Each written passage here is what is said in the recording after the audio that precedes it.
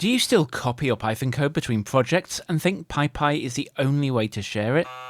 Well, you don't need PyPI at all. Pip can install straight from Git. In this quick video, I'll show you two things.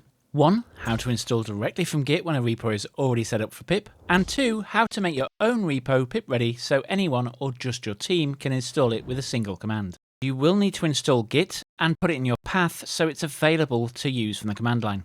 And that single command is pip-install git plus and then the URL of your repo. And you can see that succeeded, and now in our virtual environment you can see that the packages are there. We have both common and tic-tac-toe.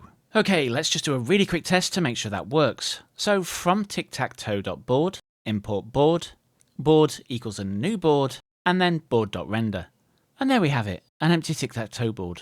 So that install worked perfectly. But here's the problem. Not every repo will. Unless the project has the right setup files, pip won't even know how to build it. That's why the next step is crucial. I'll show you exactly what your repo needs so pip can install it cleanly every time.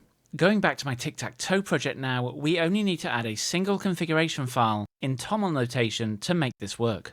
This is a simple format that's both human and machine readable, a bit like JSON, but without all the brackets. Note that this file must be called pyproject.toml. Next, we'll go through each section of this file and talk about what each bit does. I'll link the repo in the description in case you want to go and pull this file down as a template. First up, we have build system. This tells pip what tools to use to build your package. Here I've just used setup tools, which is the standard builder that most Python projects use. Next is project. This is your package metadata. You can think of it as an ID card for your package. One thing that's very important here, however, is dependencies.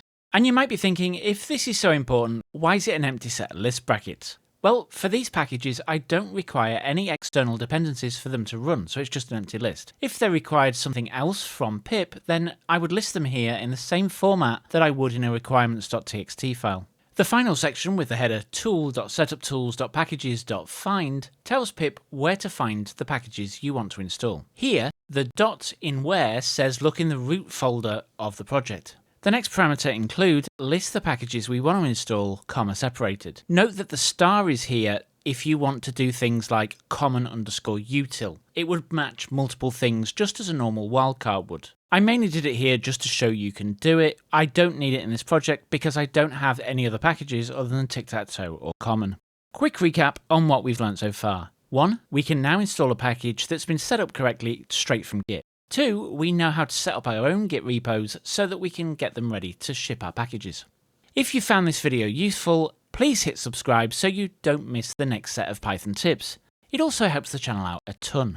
Maybe you want an easier way to manage packages. No Git, no pushing, just files on your machine or a network share. I've got you covered. Click the video on your screen, top left, and I'll show you how to install Python packages directly from local files. And with that, thanks for watching, and I'll catch you on the next one.